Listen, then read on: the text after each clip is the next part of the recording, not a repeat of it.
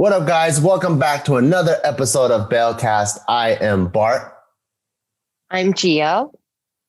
And we're still in our rooms. Yes, but I'm no longer in quarantine. We are just filming here because Grandma has not come back yet. So it is part of our 5 a.m. series. But I promise next week we will be back in the studio. And I am actually really, really excited to be back in there. Oh, yeah. Like, I'm just glad you're out of that room. Yeah. Because you were in there for a solid 10 days all by yourself. I love all the content you've been posting online too. Like with your little Ninja Turtle buddy. Yeah. I think that's freaking cute. Like the one where you guys are hugging. Yeah. And it's like you goodbye to him. I'm like, I like people's comments. They're like, does Gio know about this? Or like, they definitely smashed. He's gone forever. I mean, hey, we could change it. You could stay there if you want. No, I feel so bad for this room. I feel like this room is like that underwear that you wore for 10 days straight when you went camping. Well, we're going to get the carpet steamed. We're having cleaners come this weekend. So you don't have to feel bad for it. Thank God. What did you do in there? No, it's just because, you know, when you're like, when you live normally, right? Like you spread your traffic and you spread yourself around a lot.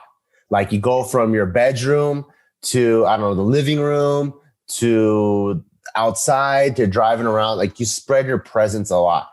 But for 10 days straight, I was just in here. Did you spread your presence on the floor? Oh, I try to clean it up, but it just doesn't come off. All right. So, you know, like, so your presence is like all up in here. Like I felt like since I was also trying to sleep as much as I can, I felt like my entire side of that bed over there was completely dented. Like I'll be laying and as I roll over to this side, I can feel my body come up. Like there's a 2-inch dent on that side. No, there's not. I mean, there might not be anymore, but there was. Oh, and then I can just see like things getting worn down from my feet walking all over. Like what? Wait, in 10 days, you're being exaggerated. No, I'm serious. What did you wear down? Is the carpet? Probably the carpet. Like there's like little splatters here and there. Just from Shut up. I got that room cleaned because we're showing our house and we're trying to sell it. And what splatters? Like just like water splatters. There's like little things here and there. You just don't even know. You know? Disgusting. Yeah, like it's just wear and tear. It's regular. Like, you know, I have that blue stain on the duvet cover. I think I got the blue stain from, I unlocked the pen and the pen just slipped out of my hand and I think it just landed on the bed. Like you just get wear and tear, you know, just wear and tear. And that's just very normal. How many times did you jack off in there? I jacked off once just because I did have to see if my dick was working. And then why wasn't it working? I don't know. You get scared if you don't have morning wood for like 3 days, 4 days straight. So you were like, I got to test this out. Yeah. And then I was like, okay, works pretty good. and then after I was like, I'm tired. I'm going to go to sleep. Is that one of the times you're like, I'm going to take a nap? No, I took naps like every day, trying to heal. Because you jacked off every day, huh? No, one time. I'm just kidding. I wish I had the energy to. No, you looked pretty fucked up. Yeah. But you didn't get any of that wear and tear out anywhere, did you? You little nasty. That one? Only the carpet. Stupid liar. No, I'm just kidding. Yeah. Yeah, but there's like wear and tear literally everywhere. There's like, you know, the toothbrush splatters on the windshield. I mean, not the windshield. I was like, what the fuck is going on? There's that. And then like the soap, you know, once it starts getting soaked up with water, it gets softer. So on the soap holder, like there's like some soap residue. Like it just gets worn out in here. Just like, you can't be in a place for a long time. It's just going to get worn out. Yeah. Well, you're out now. So that's nice. Yeah. This room can finally breathe a little bit. I bet this room doesn't even smell very good. Because, you know, like if you're in a room all day, that room just smells like human. You know? No, I'm in my office all day and it smells so good. Every time I walk in there, I'm like, no, but you're not quarantined in there.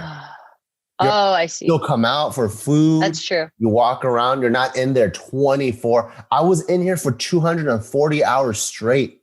That's true. You know what I mean? Like if you're in, I had to keep checking in on you. Yeah, because I'm like, damn, this is a long time to be completely on your own. Yeah. I mean, I would visit you like right out that window. Yeah. You know, me and Tycho, I would try to put on a little show for you. I know. I always enjoyed it. Yeah. But I'm like, damn, I don't know. I don't know what I would have done. I think I was kind of prepared for it because I was the only child. Oh. So like, this is my life.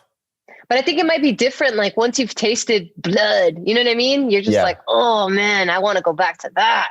Yeah. I mean, it definitely feels like that. But I also think like, just because I was the only child, like my whole life, I had to figure out ways to entertain myself. I see. So that was definitely helpful, I guess. Yeah. Being the only child from a broken home. Ha ha, you're a loser. I'm just kidding. Yeah. But was there anything that you took away from this whole thing? Like anything that you learned where they're like, because you had so much time on your own, you know, to think and to reflect. Did any of that happen? Or were you just like, I'm just trying to survive? I did. So one of the things that you know, we had Big Boy on JK News, and he was saying that like to make jail time pass, of course, this is nothing close to jail, right? Not even slightly. Not even slightly, but the concept is the same, where in jail time, like when you think everyone thinks they want free time until you really get free time, right? Everyone thinks, I'll do this when I'm free. I'll do that when I'm free. I'll learn how to sing. I'll learn how to dance. I'll learn how to write poetry, right? And if you think about it, during the first hardcore lockdown, everyone had a whole month to themselves. And how many people actually came out with a new skill? And how many people came out with more depression or like some sort of like mental like ailment or something, right?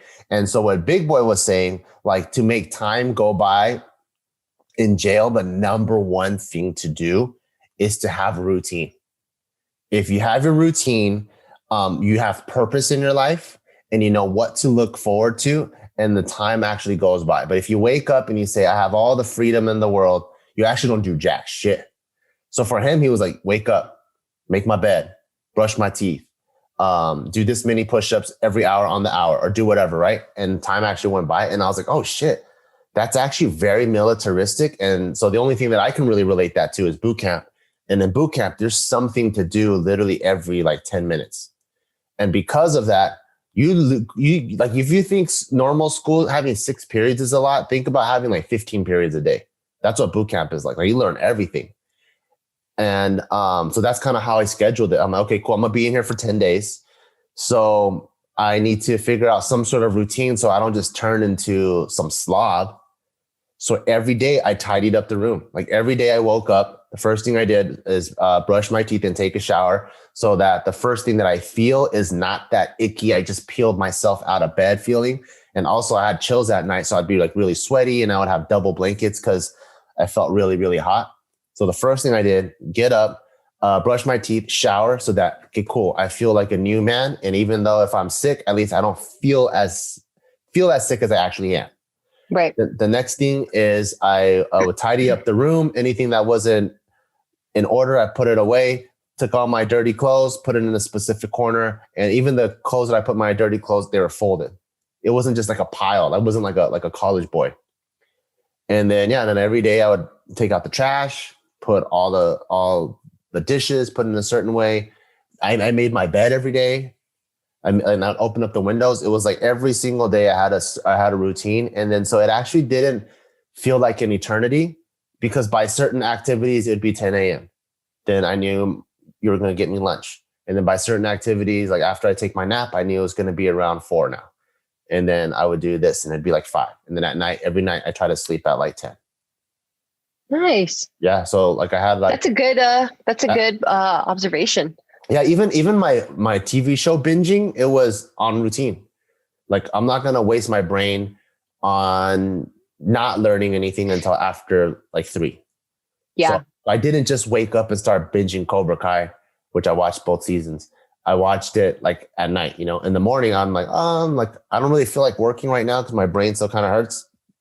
Let me watch some cooking shows, learn how to cook. or I. Oh, that's why. Because yesterday we got Taiwanese food because you just brought it up out of nowhere, and I'm like, where did this come from? It's such a random craving, but it makes sense. Yeah, like even in the morning, I was like, let's try to learn something. So I ended up buying Masterclass, and so it was just like, it was. Wait, just, you bought it? I bought it for you. You paid for it again? I thought you paid it for yourself. No, I got you one. Oh, you did? I got it again. Then I support them. Awesome. Yeah. And then the final thing that came out of it is once I started feeling actually good and I didn't have like the brain fog of sickness, I started working on my children's book. I always wanted You're to have the talk children's about book. that? Yeah. I mean, I talked about it in the vlog, so you guys got to stay tuned for the quarantine vlogs. There's like a whole bunch of them. The vlog almost every single day. They're out now. Yeah. But yeah, towards the end, I actually finished my first draft of my children's book, and it's called Monkey and the Cheese. And yeah, so I was actually really productive towards the end, which I'm really, really happy for, because that's something that I really wanted to work on this year before the whole like pandemic and lockdown hit. And that's when we had to really focus on just the existing businesses, and I didn't have any free time to work on anything else. But this was like a blessing in disguise where I'm like, oh, you know what? I'm gonna be in here. Might as well start working on something else that has like no stakes. How freaking dumb were we in 2019 going, 2020 is our year. I could feel it. Literally all of us said that. Everyone. Like all of because it's in also the world. It's a nice big round number too. Yeah. So it's like super fresh start. So even for me, I was like, like one thing I've been wanting to do so bad is jujitsu, right? So I'm like, perfect. That's going to be a big, perfect round year. So every year of jujitsu that I do, I know when I'll start, So if it's like 2016, I know I've done jujitsu for 6 years now. I mean, 2026, I know I've done jujitsu for 6 years now because I started in 2020. But boy, did 2020 fuck people up. Still fucking people up. Yeah. So what prompted you to want to write a children's book? Because that's like so out of left field for a lot of people. Oh, right. Oh, yeah. Yeah, because all the thoughts are in my head, so nobody knows. I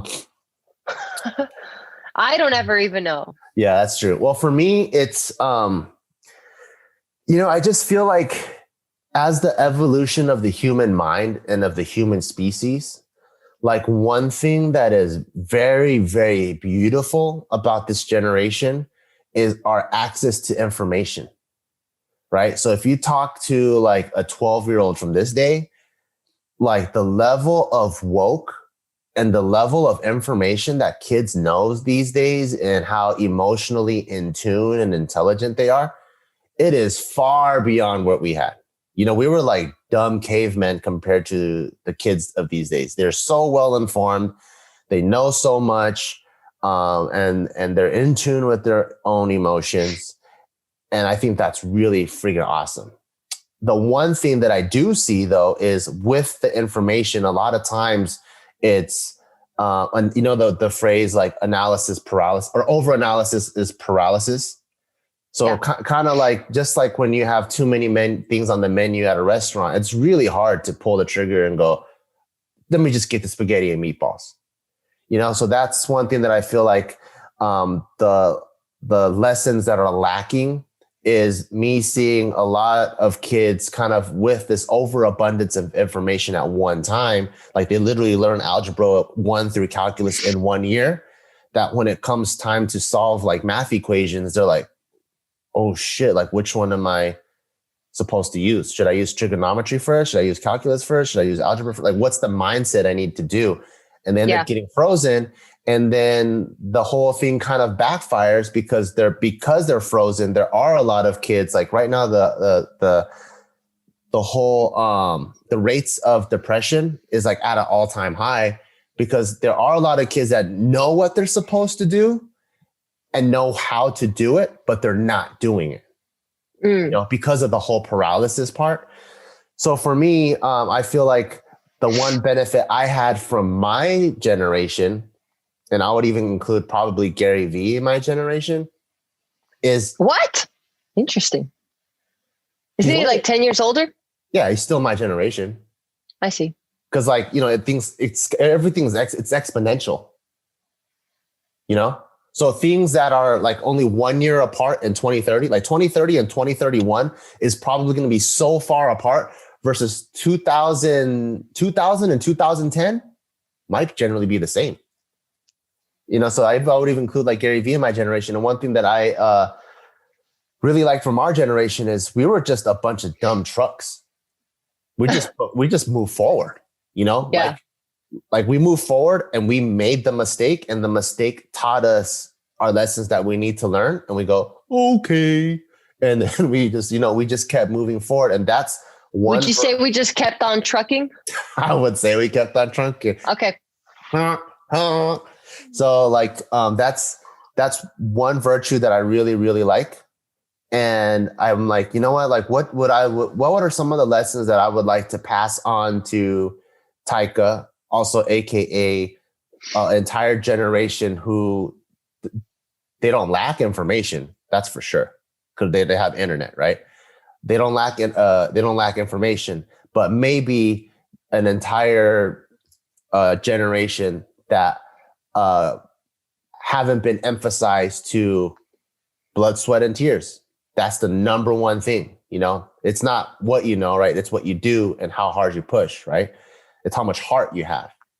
Like the best basketball players aren't the ones with the highest IQ. They're the ones that shoot the 2,000 free throws after practice. And so that's kind of what made me want to write a children's book. Like, cause I learned a lot from children's books, you know, like with like the Three Little Pigs and even the Tortoise and the Hare. Like there's always what did you learn from the Three Little Pigs? I didn't take any lessons away from that. Oh, I just learned that if you're a badass, don't trust strangers. No, if you're a badass wolf, like even three pigs are scared of you. That's what I think. Okay. So you didn't learn anything either. Well, I did. It's because I didn't think I learned what the author wanted. Because I think that what the author was trying to say, because you know how they made houses out of different material? Yeah. Finally, they made it out of brick and the wolf couldn't burn it, couldn't blow it down. So the goal is to teach. I think the actual moral is like, if you have a strong foundation, it can protect you. But what I got from it was like, I'm like, wait, you got three pigs and you guys can just come out and jump his ass? I'm like, man, these pigs are whack. You know, so you sided with the villain. Yeah, I sided with the wolf. I was like, man, I'm like, imagine three wolves came and then you have this brick house. These wolves blow that brick house down. So I learned a lot from like, you know, stuff like Tortoise and the Hare. So I'm like, I want to write a book of something that I can pass on to like Taika and his generation, you know, like some of the values and virtues that I like about just pushing forward. And because like, you know, Tortoise and the Hare, you learn what you think is a shortcut now actually fucks you at the end. The person that you think is going slow, but he's just going one step at a time is the true winner. Yeah. You know? And I love that about that story, because everyone always wants shortcuts, but you end up being Tortoise, you know, the wasted talent. And so I wanted to create a story that kind of teaches like putting forth effort and earning the things that you want. Like if you really want something, you have to put forth the physical effort to earn it. And that's kind of where awesome. The whole thing came from. Yeah. That's super awesome. I love that. Yeah. I was definitely surprised when you presented the idea. I was like, what? Really? But real quick, let me pause you. I want to introduce our sponsor. Shout outs to one of my favorite sponsors, because my own personal boxing coach is part of this company, FightCamp. Most workouts are not that exciting. They're not, you know, sometimes it feels like a chore that you just want to get through it. But you know it's good for you, so you have to do it, but it doesn't stimulate you. So what is more exciting and engaging than learning how to box and kickbox, and you could do it in the comfort of your own home? And that's exactly why people are saying that FightCamp is the only workout that they've stuck with during this whole time. Because if you want something to work, you can't feel like a chore. It's got to engage you. It's got to pull you in. It's got to make you want more every single time. And if you've ever done boxing or kickboxing or thought about learning how, but you're too busy or just can't access a good boxing gym, or even right now, you know, a lot of the gyms are shut down, you definitely need to check out FightCamp, because they provide everything to you to start boxing from home. That means amazing at-home boxing equipment, and I've seen it is really, really good. along with new boxing and body weight workouts released every single week. It's the perfect at-home workout for anyone. And you could store everything literally in the corner of someplace. So we literally have it behind this wall over here. Yeah, we have a little corner. We just put our bag and our gloves right there. If you need it, you pull out, and it's something that the whole family can get on together. It's awesome. It's great for yourself. If you're interested in even the sport, if you're intimidated to go to a gym, you can build like 6 months or a year worth of basics on your own. This is freaking awesome. And I love it. And it's just really, really fun. And you're learning not just how to work out, but also a skill. And right now, FightCamp is offering flexible financing for as low as 0% APR and $0 down. And right now, as a limited time holiday offer, get free shipping and a gift valued up to $109 with every FightCamp package. Just go to joinfightcamp.com/Bew. That's BEAW. That's right. Get free shipping and gift valued up to $109 with your purchase. Bring an authentic boxing and kickboxing gym into your home or office with FightCamp. And we're back. Yeah, I was, you had pitched this to me a couple years back. And I'm always so used to you just kind of coming out of left field with stuff. But this one was really left field because at that moment you had a lot of physical goals that you wanted to achieve, specifically like Brazilian Jiu-Jitsu, and you wanted to, hit certain numbers at the gym. Do the marathon. Yeah, exactly. So they were all physical feats that you were trying to accomplish. But then when this one came out, I was just like, oh, like it wasn't left field in terms of like, it was unexpected that you would want to teach things to kids. Because I mean, you do that for a living where you're constantly just sharing your experiences and like the lessons and what you took away from it. So you're kind of indirectly teaching. But the children's book portion of it, because I thought it would be for like YouTube or something else, but the fact that you wanted a physical book, I'm like, oh shit, I saw you writing your biography before I saw you going into the children's space. And then the shit that we talk about, like we're not very family friendly brand. So for you to want to go into the children's space, I'm like, oh shit, this is interesting. All right, that's cool. Yeah, I think I feel like I'm a writer, right? Like even with the skits and stuff, like one of our favorite things about our skits was there's always like these lessons like packaged up in like these really crazy and wacky, funny videos. And that's something that I really enjoy. And I think that's the creative part of things that I really enjoy about writing. Because I think the difference is like if you have a life coach, the life coach tells you straight up what it is, right? So it literally tells you straight up what you need to do, and it's spoon fed to you. But the things that I like about stories is the lesson is embedded in the story. And so it's up to the viewer to read it and listen, and then they have their own conclusion. Yeah, they take away what they need to take away. That's why I took away that if there was 3 wolves, these pigs would be scared. So like, that's what I liked about it, And I think that's kind of like almost, it feels kind of going full circle where we start off with skits, writing and embedding these lessons, then going to like JK News and a podcast where a lot of the insights that we share are a little bit more direct, even the vlogs, a little bit more direct, a little bit more on the nose. And then now it's kind of going back into how can I package these lessons into more like a fantastic world? Yeah. A fantastic world that's not even that fantastic because there's so many really cool like little Easter eggs because it's based on our family kind of, like I call the monkey dude all the time. And then the monkey dude is the main character. And we all know Taika loves to say cheese. And he always talks he always says how he loves his cheese, even though he hates eating cheese. So yeah, that's just a funny word for him to say. Yeah, so it's called Monkey and the Cheese. That's so cute. I'm excited to see the book. Do you know when you'll release it?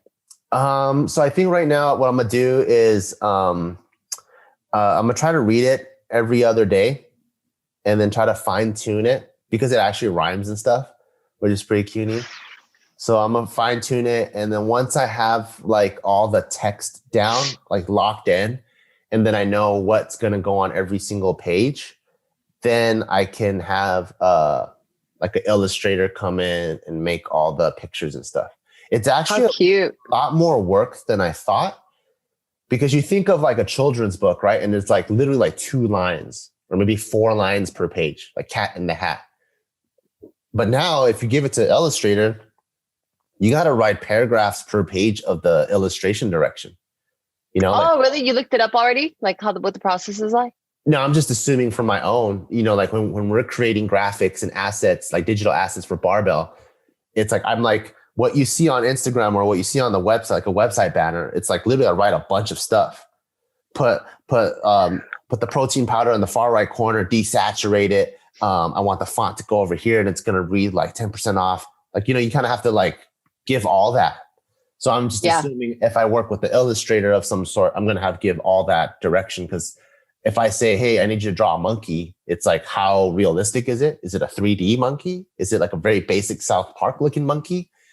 You know, so I just figured there's going to be like so much stuff. So there's way less on a page compared to a novel. Yeah. But the amount of direction that you have to get or creative direction that you have to give, I think is far more than a novel, because on a novel, you probably don't even have to give that much. You probably tell the publishing company, I like this font. It's very easy on the eyes. And I want the paper to be like a light beige. Probably something like that, you know? I think that's standard. I don't even think you pick that stuff. Oh, you don't? I don't know. Never written a book. No, but yeah, it's just so interesting. Because I saw you writing an autobiographical, you know, before anything else. Because your life is so crazy. Yeah. Oh, wait, it's a biography when it's about yourself, written autobiography. About yourself. Oh, okay. I do have an autobiography idea too, but I think that's going to take a minute. That's going to take some time when I actually have some free time. So probably like after we move to Vegas for a few years and I actually have time to sit down and think about things, because that's going to, and because kind of like the creative realm, I don't want to, what is it called? I don't want to make it just straight up. I really enjoy the creative aspect of things. So if like, let's say my book is called like the 10 lessons of the fortune cookie or something, right? And then like each so lesson, racist. I know, but it's like, let's say it's like each lesson is something my mom taught me. Like the fortune cookie is an American invention, by the way. Yeah.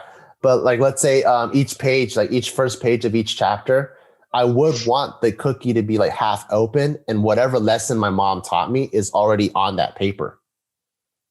So you know what I mean? Cool. So it'll already say that, and then it'll be like something my mom taught me, and then like each chapter is based off of a lesson that my mom taught me. Like I would want something creative like that. That sounds like a series. Could be. I don't know. But yeah, but I'm actually really excited because again, it's one of those things like we talked about in the other podcast. It's like another thing that I never thought I would do. I never thought I would be, I guess, an author. And I never thought I would write a children's book for that matter. Because I'm so crass, you know?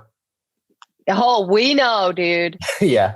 But it's something I'm very passionate about. Like it's a story that I really want Taika to learn. And I hope that he actually learns it. And I feel like it'll help out an entire generation of kids too. Yeah. That's awesome. You're doing it for the right reasons. Yeah. I mean, you could still be crass and have a crass children's book like that one called Go the Fuck to Sleep. That was shit, yeah.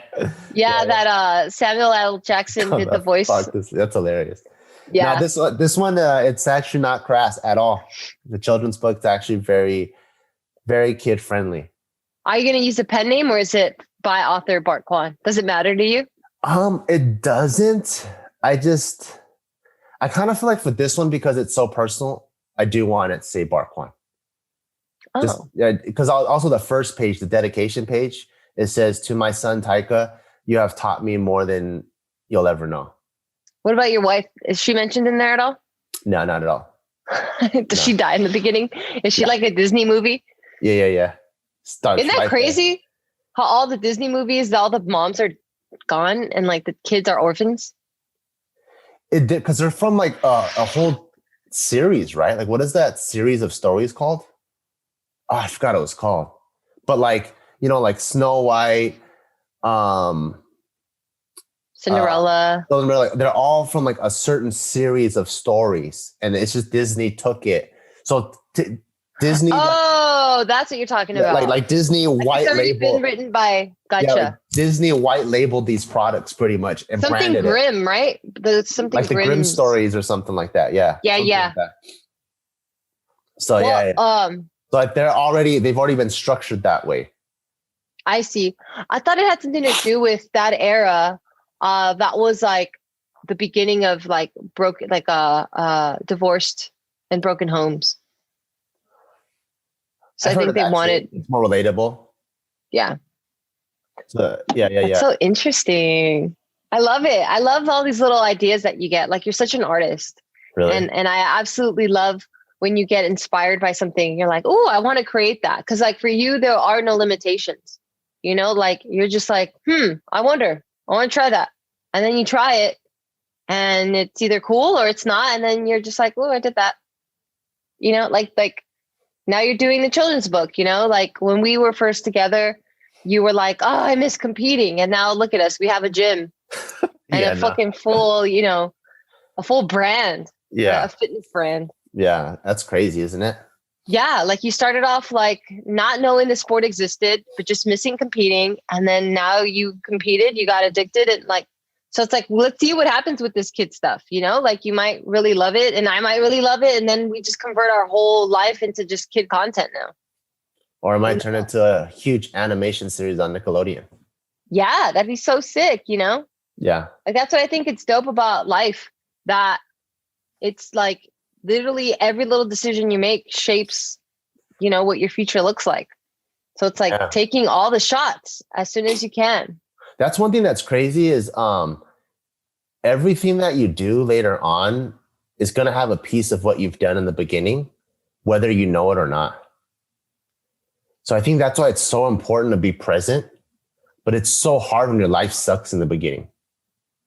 You know, like even going back to the first part of our quarantine, obviously when you're only child and your parents are divorced, it sucks being the only one at home for hours on end every single day, right? And then, but if you're present and you're just taking all that in, that you are alone, it's okay to be alone. Don't feel sorry for yourself. Then you actually develop this superpower of like being able to be alone and being comfortable with yourself. And later on, you're in quarantine, and the quarantine is just a metaphor, but there's so many different ways of being quarantined later on. Mine just so happened to deal with COVID-19, but you know, like I feel like even when people are like 4-hour layover at the airport, they don't know what to do with themselves. For me, I'm like 4 hours, easy. 13 hours on a plane, easy.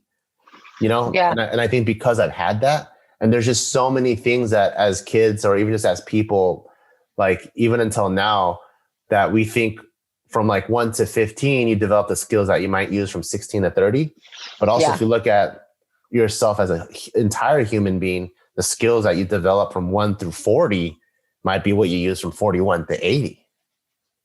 You know, and just trying to be present and just try to like take it all in. There's so many lessons, so many cool lessons everywhere. Yeah, there's a fuck ton of lessons all the damn time. Yeah, sometimes it could be kind of exhausting because you're just like, fuck. I don't know if a lot of people do that though. Like I remember having a friend, and at this time she was just trying to figure her life out, you know? Granted, we're in our 20s, so I feel like that's just very natural. Yeah. But I remember talking to her. I think everyone in their 20s is, well, you're not a loser. You're barely starting out, you know? Like you don't have anything. You don't have anything. Yeah, I'm pretty much a loser. Yeah. No, you're not a loser. You're barely learning. Yeah, but it was just so interesting to me when I like, you know, she was talking about a problem that she had. And you know, from an outside perspective, it makes sense to you how to like help out and stuff. But, you know, I try to be the friend that helps their friend figure it out for themselves. So like, I remember going like, and I thought everyone did this. I was just like, hey, do you ask why you do that stuff? And they were like, or she was like, huh, no, I never really thought about it like that. And I'm like, yeah, you just have to ask, well, why do I do this? Or why do I think that? Or why did I feel that way? You know? I think if you were to go back in school, Instead of being a lawyer, I think you should be like a marriage family therapist. Who, me? I think you'd kill it.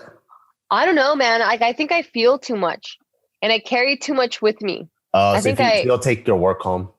Yeah, like I think I would be too drained because I really would want to help wholeheartedly. I see. And I think I would. I think I might even. I think I would feel too much, and I like when I hear my friends' problems or whatever. You know, like I want to be there for them 100%, and like so much so that I carry it with me, and I'm thinking about it throughout the day, and I'm like, just because I care so much. Yeah. I'm like, fuck, what can I do to help? Oh, I call them, did you think about this? Or let me text you, hey, I just saw this opportunity. Here you go. And like my mind is now just completely captivated by, how I can help. And I don't know if I would be a good marriage counselor or just a good counselor. You think that's because you're personally invested because they're your friends? Because if it's strangers, it might be different. No, I think even when I worked at a bank, for example, like people, would sit at my desk and, you're working and you try to get to know them and you have conversations. And then the more repeat customers you have, like now you know their life. So as soon as I hear something intimate, that's it, I'm invested. Because I know for me, it's not easy for me to share intimate details with just anyone. So once I do share intimate details, that means that I really trust this person. So because I feel that way about it, when other people entrust in me, I just assume that it took a lot, but maybe for them it didn't. Maybe for them they're just used to fucking saying everything to anyone all the time. Yeah. But so yeah, regardless if they're friends or strangers, I'm going to be invested because I'm like, wow, you trust me to tell me this stuff? Oh shit, okay, then I'm here. I see. Yeah, I don't know if I'd be good, but why? Why do you say that?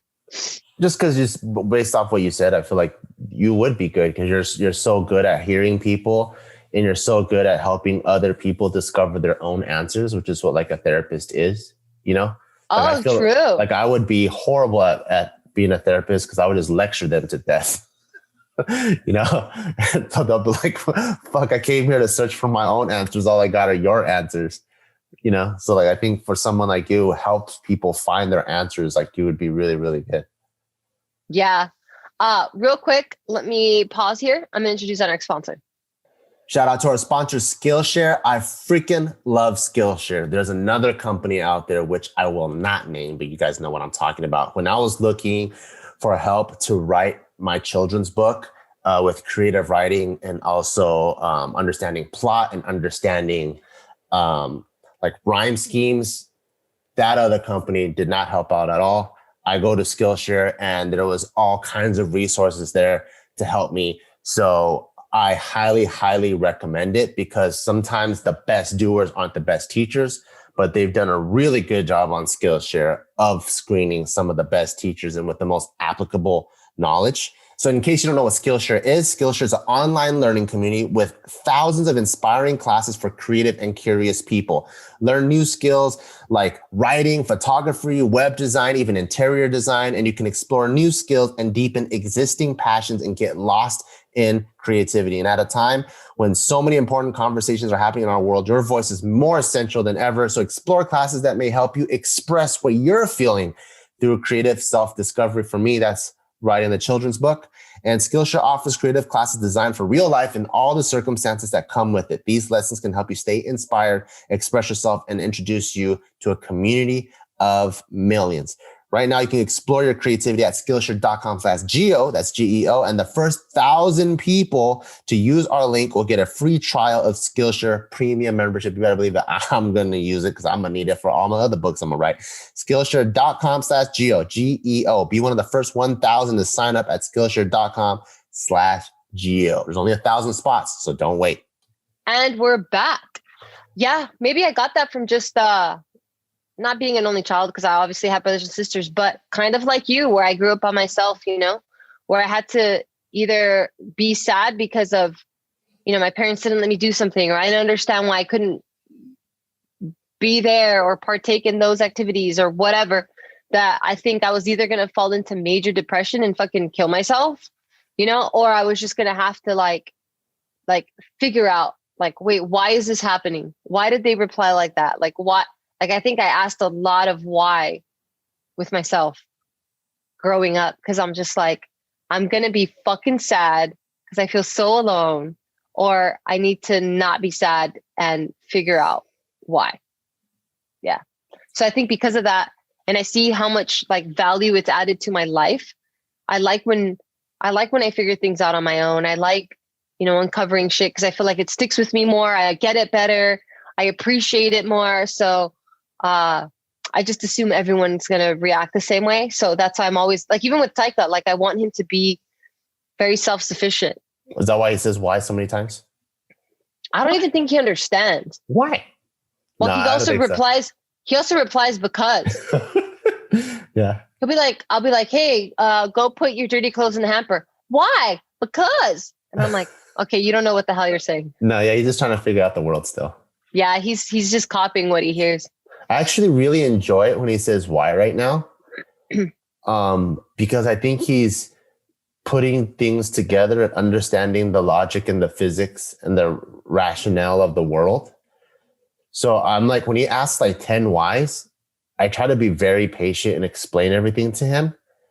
But I think that way, once he like turns 5 or something, then if he asks why, and now it's based off attitude, I can launch him across the room. You're not going to launch him. You are so soft. Because I'm like, I've taught you for 2 years. You know why everything is the way it is. Now you ask why again, you're going to see Taika fly out the window. Yeah, right. He's probably going to pick your ass up at the rate that he's growing. Yeah. You're going to be a little shrimp by the time he's 6. Yeah, right. So tall. You see how fat I am. I'm impossible to pick up right now. Yeah, you're pretty fat. Thank you. What? You're the one that calls yourself fat. I'm just agreeing with you. I'm going along with the joke. Fine, thank you. It seems like you got sad. Why do you say thank you? Because I am.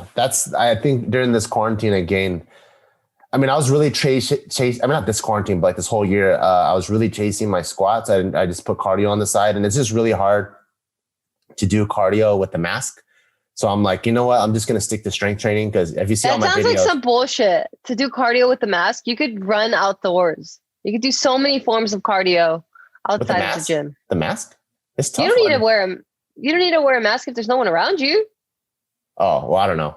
I see people jogging all the time, and like, because our city at least is really dead and it's small. So like everyone that walks around is not wearing a mask. Oh, okay. Yeah. So until like they go to a place where there's a lot of people congregating. Yeah. Then they put it on. Yeah. So for me, I also like doing circuits and stuff too. So it was just too hard. But next year, you better believe next year, I'm going to get back to being leaner and fitter, lean, mean fighting machine. I'm excited. Yeah. You did great when I was pregnant because usually the dad gains just as much weight as the mom does. Yeah. Just for, supporting, but you were very lean. I was not supportive at all. Yeah. Yeah. That's usually that's the tone of our relationship. I'm very supportive. What are you talking about? Hey, you said it. Like, dude, how do you make this joke? I follow along and you get butthurt. That's what you always do. That's what you always do. You always do it and I jump on you and then you always get butthurt. I know, but I'm the one that has a heart. You're the one that doesn't. You're the Tin Man. Nope. Forever, you can no longer say I have a heart. I'm a children's book writer. I have the biggest of hearts. You haven't published shit. You can't give yourself a fucking author title just because you have an idea. Children's book writer. It's like me. Have the biggest of hearts. It's like me saying, "Oh, I'm gonna write my own song one day," and then I'm like, "Hey, I'm a fucking music producer right now, right? I'm a recording artist. I have touched the hearts of millions of children across the world. Nobody even knows your story yet, you crazy. Hey, is it going to have like a Dr. Seuss like kind of feel where it's like this like wonky world? I love Dr. Seuss. No, that world scared me as a kid. Oh, really? I couldn't read any Dr. Seuss stuff. It was too scary. What a bitch. Damn. I'm just kidding. Fucked up. Again? Who the fuck are you right now? I got a big heart. You changed. I have. You changed. I don't like you. Yeah, no, Dr. Seuss, the way it was drawn, like even like the Grinch and stuff, it was just too scary. The Grinch, I get it. Have you heard the Grinch Christmas song? You're a mean Yeah, one. scary. Mr. Grinch. Yeah. I mean, it's kind of, some parts are funny, but then it says like, you have like cockroaches in your smile. And I'm like, damn, that's some Tim Burton type shit. That's some Nightmare Before Christmas type shit. Yeah, now mine's going to be happy and it's going to be bright and it's going to be an awesome story. Yeah, but don't call yourself an author yet. Children's book writer, I said, with a big heart. Oh my God. But you haven't even written it yet. It's still in the process. Fine. I'm just being a hater. But yeah, I feel a lot. I feel a lot of people's stuff. Maybe that's why I like to kind of keep to myself a little bit. You know, because I just feel big. I never realized how big I feel. Like I get invested so hard where I'm like, it's my problem now too. Let me help. So instead of feeling that way, I just kind of like, I don't know. Yeah. I don't know what fucking traumas I'm working through. Maybe that's why you're a huge introvert. Because it's too much. Yeah. Because Joe says he's an extrovert because when he sees people, he feels like he's watching TV. So he just laughs at everyone.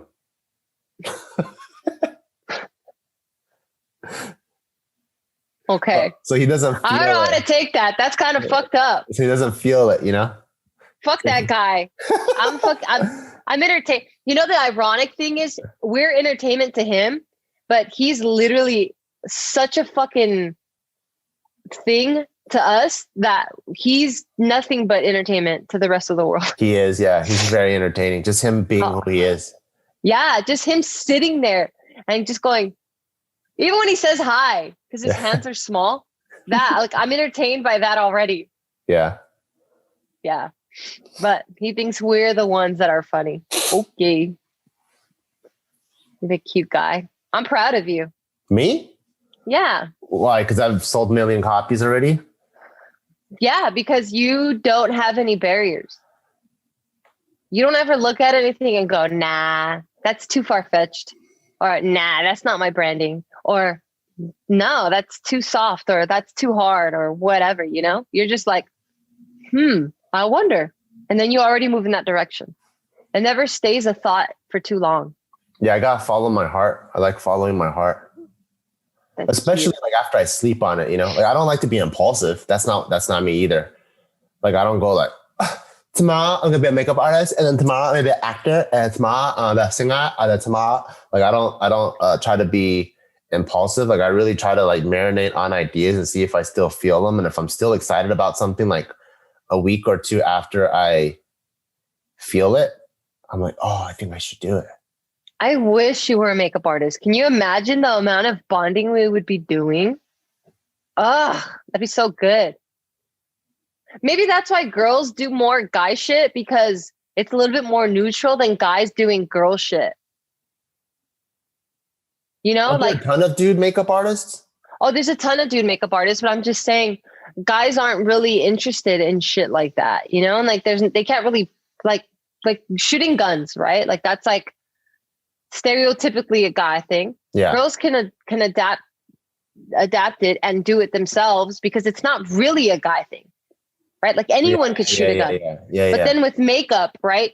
Like it's not necessarily for women, but women are like a 99% the users. Yeah. Or now it's probably 80%. Yeah, because it's not as practical. Like, like if you need to shoot a gun, both guys and girls need protection. But guys don't usually put makeup on their own face. So if they already don't do that, why would they learn how to put makeup on? Right. Yeah. Right. So that's why girls, I mean, we're just nicer than boys too, you know, but whatever. Way nicer. Oh, thanks. I was trying to go the other route, but it didn't help because you agreed with me. Whatever. But yes, I'm going to pause you real quick because I want to introduce our next sponsor. And thank you to one of my faves, Solitaire Grand Harvest. It's solitaire with a twist, and it's the cutest twist ever. So I've already said this time and time again. You guys know I love playing app games. As soon as I put Taika to sleep, I've taken care of Papa. I have me time. I get to decompress. I get to relax. I get to get centered And I don't want to read about problems. I don't want to read opinions. I don't want to read bad comments. I don't want anything. I just don't want to think. I want to turn my brain off, and I just want to focus on beautiful settings. And this is where Solitaire Grand Harvest comes in.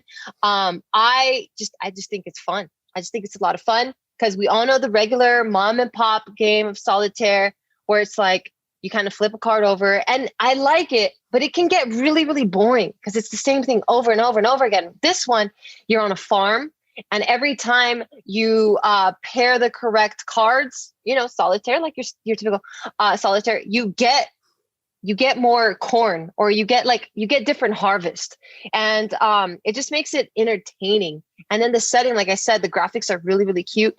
They're changing all the time. I'm just like really excited to see it. Like, it just makes me feel good inside. It makes me feel happy. So Solitaire Grand Harvest is, like I said, a super relaxing treat for the mind, full of fun and challenging levels you can play anywhere, anytime. It's solitaire like you've never seen it, and it's free. We all have free things, and it's free to play.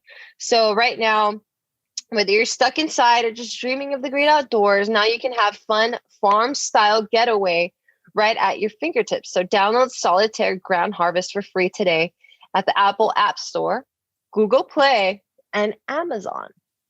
And we're back. But yes, I'm really proud of you.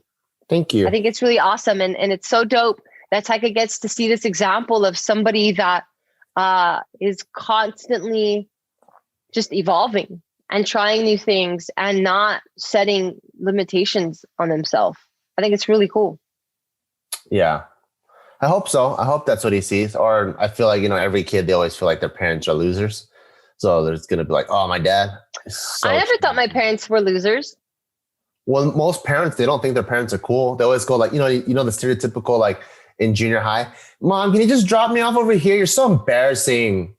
Well, I didn't think my parents were embarrassing. I thought our cars were embarrassing because we were poor. Exactly. Same thing. Yeah, but I didn't think why did they get this car, Dad?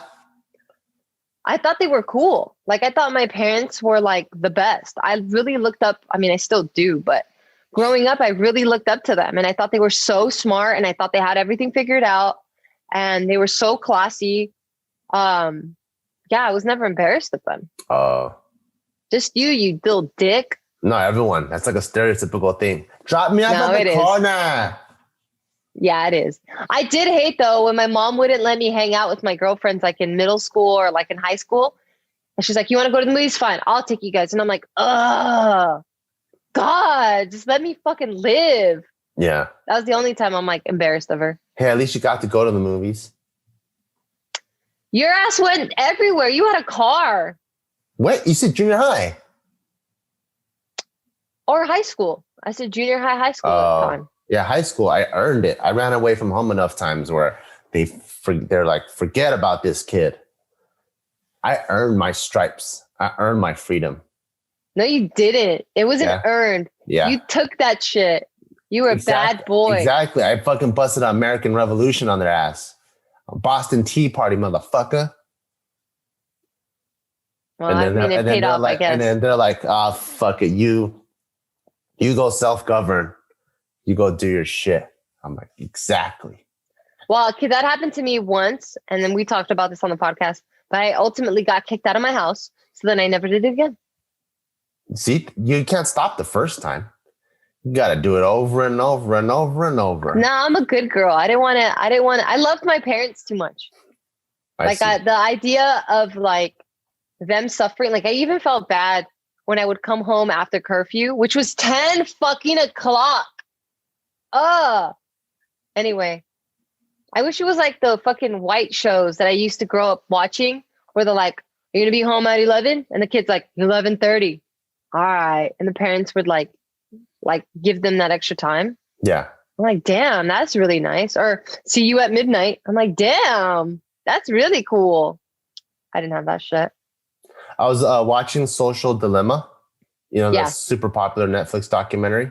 Yeah. And then the new bargaining thing is time on the phone. Oh, like on apps.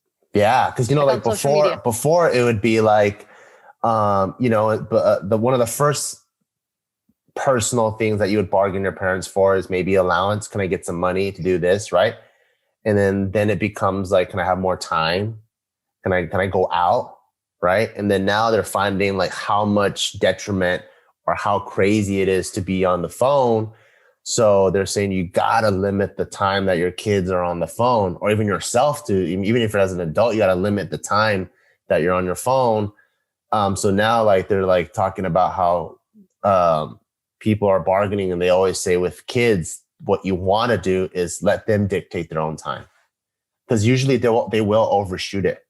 And then so that way they don't feel this sense of resentment towards you, because if you're like, only an hour on phone a day, then they're like, fuck, my mom only gives me an hour, but they're like, if you talk it out, they understand the logic. Hey, you don't want to be on the phone too much. You're going to fry your brain. There's too many, it's exhausting your dopamine. They have this thing called like dopamine dumps, where it's almost like pockets of depression because you're hit with so much dopamine. Yeah. The whole time on the phone, that when you put your phone down, you ever like when you're bored, like now you just kind of go, where's my phone? Yep. That's like a dopamine dump. It's almost like, oh fuck, I just ran out of my crack hit. I need another hit. And it's very, very unhealthy. And then so what they're saying is like, what you want to do is like when you have the talk with your kid, ask them how much time they think they need. And then a lot of the times it's parents always think, oh, of course you're going to tell me 12 hours. But kids are self-governing. Like most people are self-governing. So they're like, they'll probably say something like reasonable. Like, can it be like 3 hours? Maybe like 3 hours after dinner, And then, damn, that's pretty cool. And then you let them come up with it. And then that way, like they don't resent you because they got what they asked for. Yeah. And I thought that was pretty cool too, because I think like that conversation even helps out with curfew and money too, because that's something I really liked about my dad, because my mom and my dad are opposite. Like my mom would be like, I'm like, hey mom, I'm gonna go to the dance. Can I have some money? And she's like, how much do you need? I'm like, well, we're gonna go to the dance. Afterwards, I'm gonna go to Denny's. And then so I'm probably gonna need like $30. And my mom like, well, here's 10.